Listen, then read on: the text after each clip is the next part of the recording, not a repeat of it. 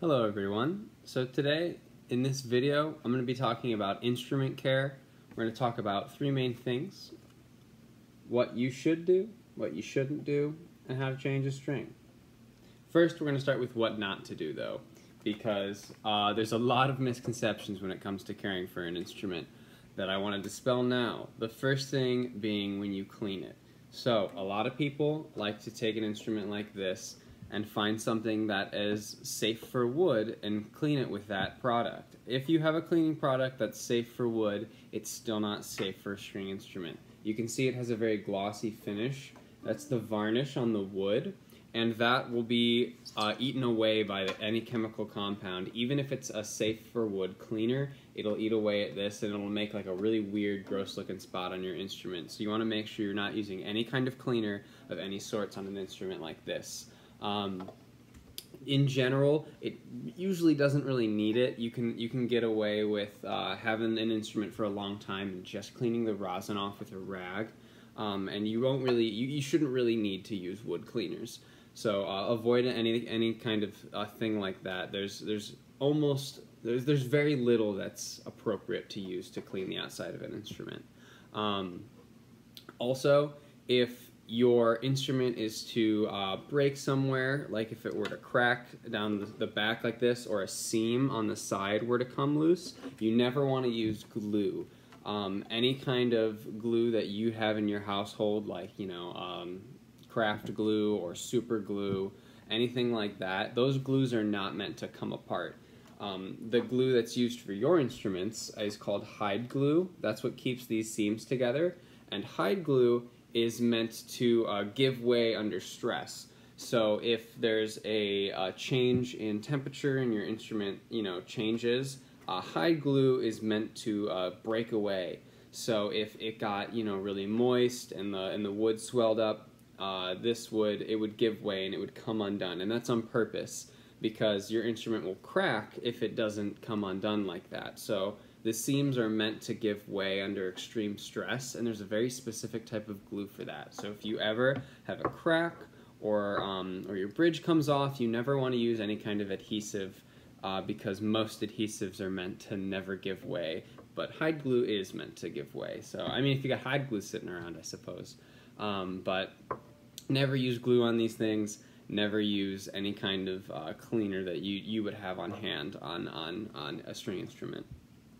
And then last, you want to make sure if there's any big problems with your instrument, don't try to do any kind of home remedies to fix it. If your bridge is falling off, if there's a large crack, if your neck starts to come off of your instrument and this seam right here starts to break, any big problems, you want to leave those behind. Let a teacher try to look at it, let a luthier try to fix it, because these instruments are delicate, and a lot of the time anything that you're able to do to fix it just won't be sufficient. We don't have the tools available to us.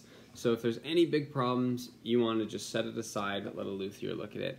The only real problems that we can fix with our instruments is, if a string comes off, we can put it back on, and if the bridge falls down, we can put it back up. But aside from that, any big problems, we don't want to mess with those because these are delicate instruments.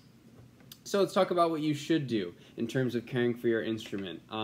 First and foremost, one thing that's going to help keep this instrument clean and looking really nice is cleaning the rosin off of the instrument. So after you play, underneath the bridge, it likes to collect on the bridge, on the strings, in the C-bouts. These are all areas that get rosin on them. So all you need on hand is an old shirt, is what I've got here. You can have a rag, you can have a nice cloth that you keep in your case, whatever you want to use. I'm just going to use a t-shirt. After you play every day, if possible, all you're going to want to do is going to want to wipe under the bridge, being careful not to put pressure on the bridge. Wipe between the bridge and the tailpiece here, and a little bit under the tailpiece if possible.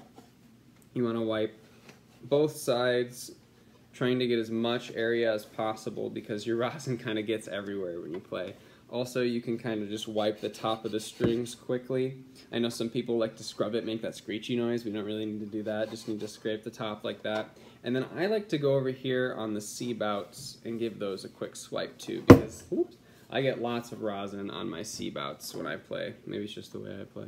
But doing a quick wipe down like that, if you do that every time you play, you're going to keep that instrument in tip-top shape. You're not going to need to use any kind of cleaner or anything, because the only buildup that should be getting on your instrument is rosin. And so keeping a rag in your case is a really, really good thing, because then you can just quickly wipe it down after you play. So the other thing, you want to keep this in its case when you're not using it. As soon as I'm done with this instrument, it's going to go right back in its case. I'm not going to leave it out on my kitchen table, sitting out here, you know, exposed to the elements, because even if there's a small temperature change, temperature affects wood, moisture affects wood. Both of those things change all the time outside, and your case kind of acts as a barrier against these changes. Wood, like other solids, when it is cold, contracts, and when it is hot, expands. And when it's really, really moist and it collects moisture, it also expands. And if one of those seams opens up, like I was talking about earlier, that's going to be really bad for your sound, because you'll get sound escaping out, and sometimes it vibrates and it'll just buzz constantly when you play. So you want to avoid temperature change at all costs. So if you're not using your instruments, don't leave them sitting out. Even if you've got a bass or a cello, my basses and cello in my other room right now, they're in their cases, because if you leave them sitting out, it's you know, it's susceptible to change like that, more so than if it's in its case. If it's in its case, it's in a safe place, and it's going to be changed less if the temperature in your house changes. And also, if you leave it out, it's also susceptible to little siblings. Little siblings are notorious for breaking strings, and keeping it in its case is at least, again, another barrier to protect from that. And then the other thing is loosening your bow.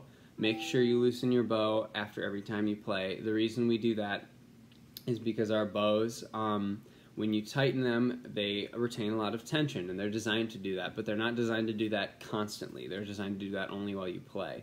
So if you're not loosening your bow, what happens is at the tip of the bow, there's a little piece of wood that fits in. It fits in tight to the tip of the bow and holds all the hair in place. And that slowly starts to wiggle its way out if your hair is constantly tugging on it.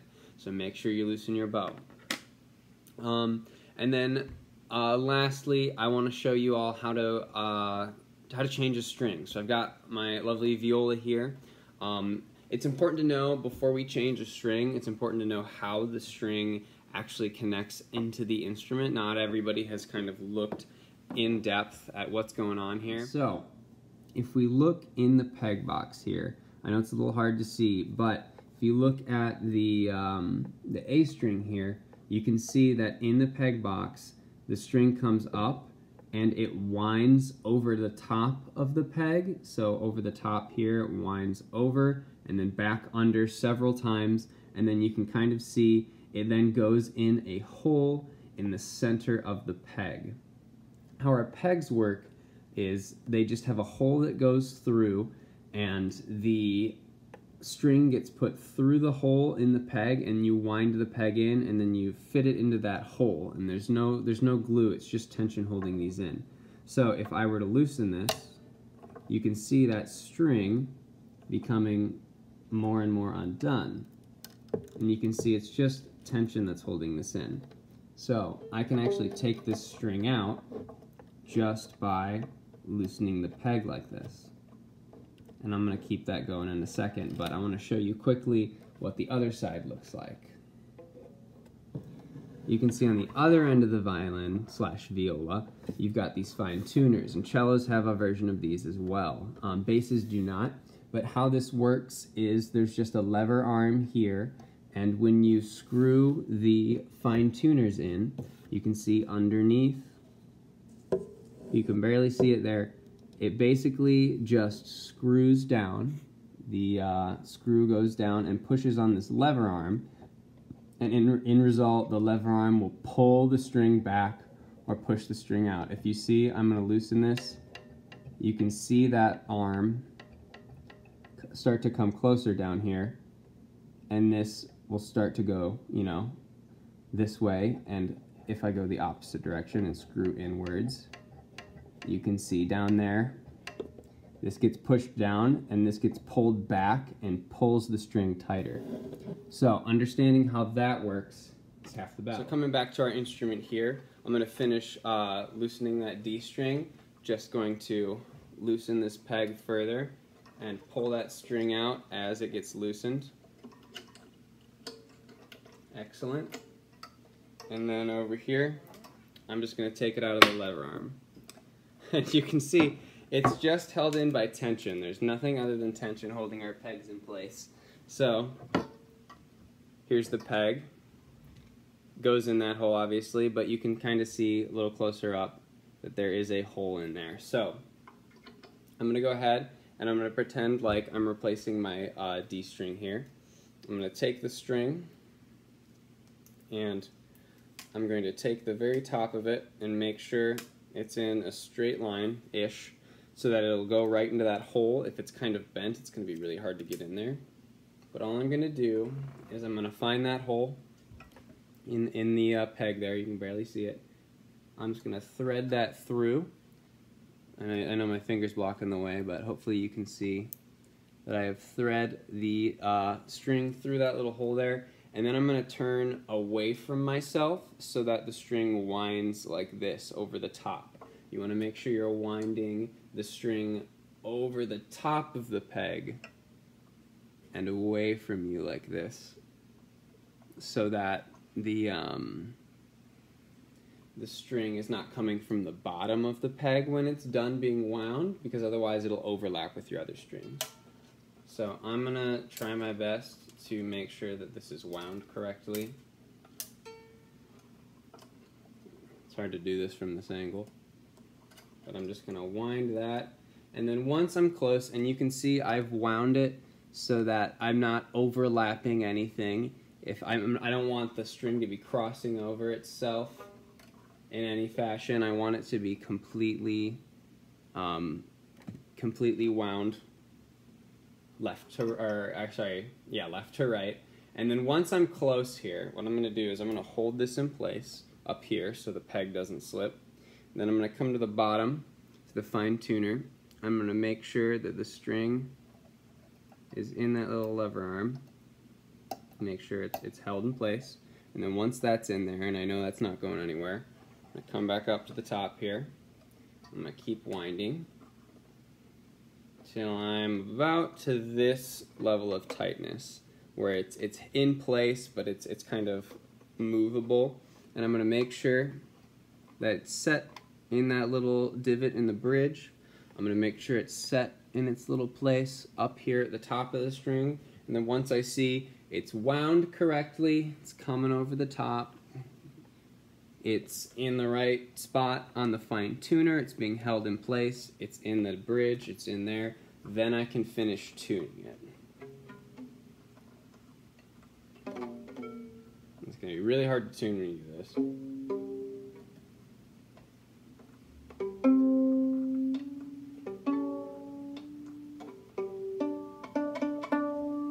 And there you go, I got myself a string back on. You get the hang of it once you've done it so many times, but the main things to consider when you're tuning a string and when you're putting a new string on is the winding there at the top, making sure you can see all the strings come over the peg. I actually messed up a little bit. You can see mine overlaps a little bit. This string here, the green one, you can see that one's wound really, really well. It doesn't overlap itself at all. It comes at the very end, over top, and then comes out. So the biggest mistake I usually see with people replacing strings is they wind it incorrectly in the peg box here, and it ends up crossing over other strings, and that makes it really hard to tune if it's crossing other strings. And then the other thing, obviously, is you want to know what you're doing as far as tuning it. Like, I know where I'm going when I tune that string. So I know when I'm close, and I know not to go too far and break the string. Hopefully you learned something in this video, and hopefully in the future you're cleaning off your instrument with your rag, you're making sure to keep it in its case, making sure not to use any kind of cleaner on the body of the instrument. But let me know if you've got any questions about any of that down below, and until next time, make sure you're staying safe, staying active, and I'll see you soon.